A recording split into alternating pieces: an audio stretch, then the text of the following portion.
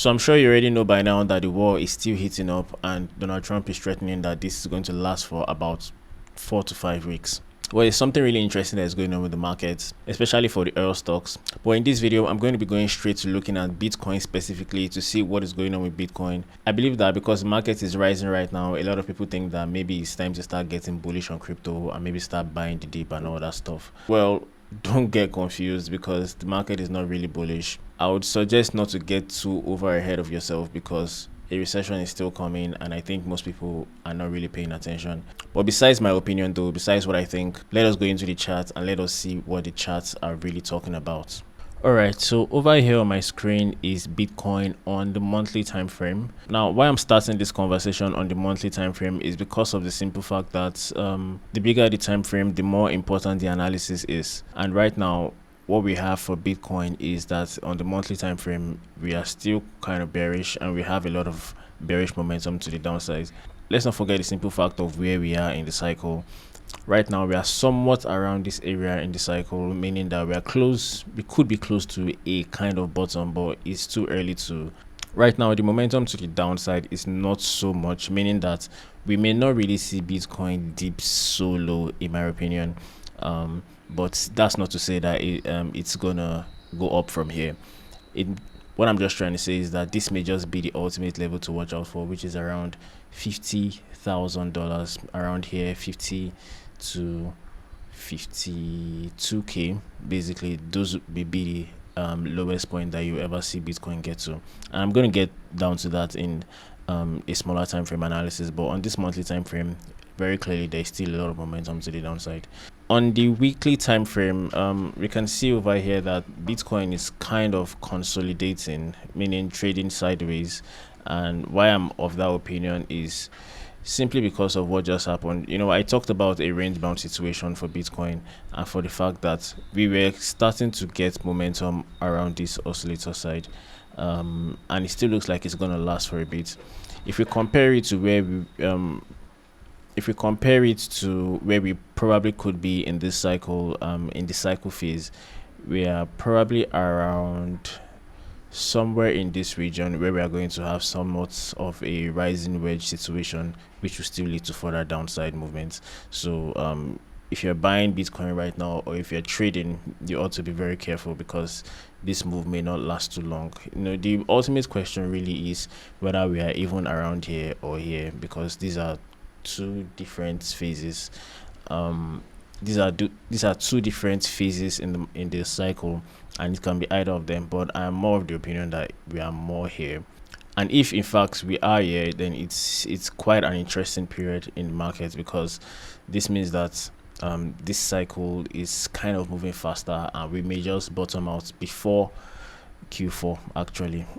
That's an interesting thing to say at this point. But like I always like to say, I don't jump into conclusions really early. I like to wait for the market to tell me where prices are going, and then I position myself basically. But right now I think I want to wait for this consolidation to be done and see what happens. I'm more interested in short positions. I'm still in my short position. I'm not touching anything. I'm reducing how frequently I trade, because I'm trying to switch up my trading style basically. Now, if we go over to a smaller time frame, let's say like the 1 day time frame, it becomes this consolidation or this range bound situations becomes a lot clearer, as you can see. But now where it becomes more interesting is if we then break above this area here. If we break above this area here, we are likely headed all the way to the top of this range, which would be around 78k. Now that would be really massive, but what happens at 78k would now determine a lot. And as a matter of fact, we may just trade sideways here for a while until we get to this place. So we could just trade sideways until we touch the what they call it, the trend line, right? It's very, very possible. We did the same thing in this area here. We traded sideways for a very long time. People got swept out a lot of the times, and prices ended up touching the trend line.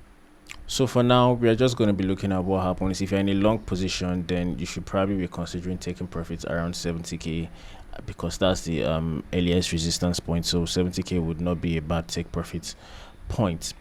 On the smaller time frames, there isn't really much to see besides the fact that this could eventually just be a rising wedge, like I had been talking about since. We could just be having this information here. And we are looking at something like this, and then prices eventually break down to the downside like this, and that's what we have here, right? And prices break down like this.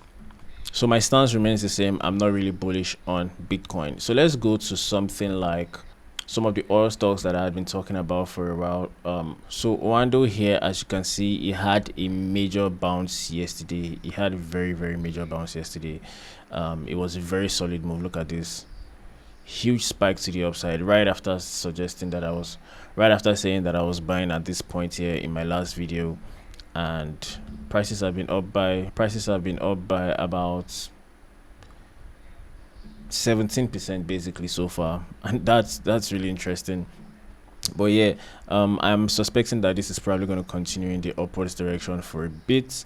The war is still ongoing, and you know the thing about wars, what makes the war very profitable for people is the fact that people have to use crude oil, they have to use fuel, they have to use diesel, they have to use whatever to do anything basically. And so the demand for crude oil and all these things is really on the high side right now, coupled with the fact that Iran just blocked a major 20% of the supply in the whole world, in the Strait of Hormuz. So these are kind of the issues right now. But yeah, Oando looks very, very good. Let's move to corn oil, which is the other oil stock that I bought. Corn oil has not really had a move, but I'm very positive that it is going to explode to the upside. I actually bought quite a lot of this as well. Not really a lot, actually. Relative to me, it's not really a lot. But yeah, I spent some money buying this, and I'm not, like I said on my post on Telegram. By the way, if you want to join my Telegram group, my general group is free, everybody can access it, but my private group is only exclusive to people who have taken my program before. So if you want to get into my private group, then you need to take my program, and if you want to take any of my programs, then you should send me a DM and you can start right away. But so far, this is what I'm looking at for oil stocks. I'm looking at corn oil to move to the upside like every other market. I was trying to get in on Exxon Mobile, but I'm skeptical about the opportunities that could be coming from it. Now on Exxon Mobile is where things get a little bit interesting, although I think it's a little too early to call it now, but it gets a little bit interesting, and it lets you know the potential of what could happen eventually. But on the monthly time frame, Exxon Mobile looks very, very looks like we could still have a bullish month possibly, because the month started off bearish, but it could definitely close on a bullish aspect for Exxon Mobile. But on the weekly time frame is where there is an issue, right? On the weekly time frame suggests that we're about to have a little bit of consolidation looking at the momentum indicators. But this consolidation, as you can see in the previous time, it didn't really lead to a crash in the market. It only led to even further upwards, higher highs and higher lows. Same thing with this, it led to a consolidation, sideways movement, but none of them were as high as this though. None of them were as high as this. If we are to look for anyone that is as high as this, it does not exist actually.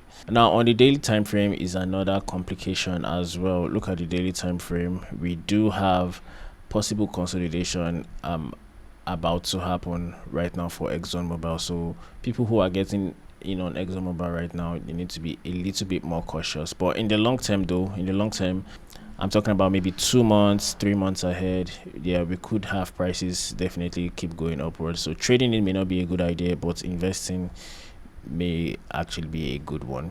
But that's that for Exxon Mobile right now. However, coming back to the monthly time frame, I'm of the opinion that if this should happen, if we start getting curvature on this monthly MACD, then we are likely going to see a crash in the entire global market, and this would be the start of the recession in my opinion. Now this is a chart that I've never really shared publicly before, but this is unemployment rate. Is actually data that is available for anybody to get if you want. But the unemployment rate data right now, we want to see, unfortunately unfortunately. We want to see unemployment rates go up before we start concluding that a recession might be inbound and start looking for where to position ourselves. The funny thing about recession is that the impact mostly is sudden. Most of the time, we spend the entire recession recovering. Anyway, just like as you can see in the past, unemployment rate has to go up for a bit, and then before we can really start investing into anything.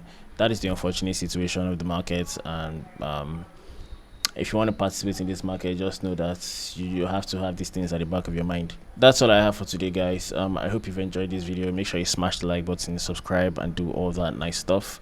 I will see you in the very next one. Bye.